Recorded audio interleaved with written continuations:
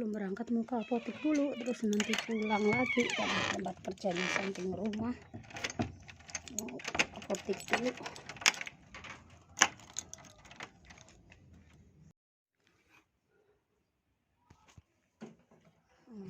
Kerja.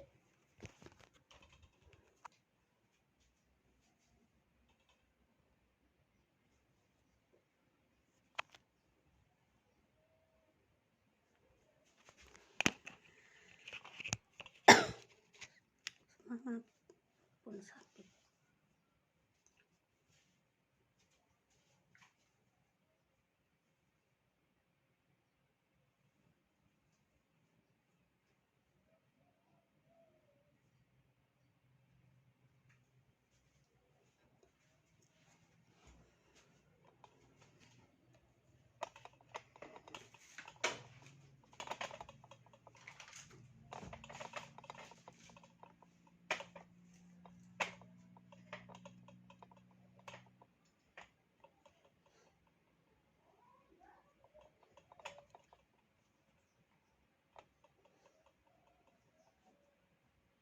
Mama kalian nggak jadi orang ini cuma amat duit cucu sekali saja mama iya amat duit cucu.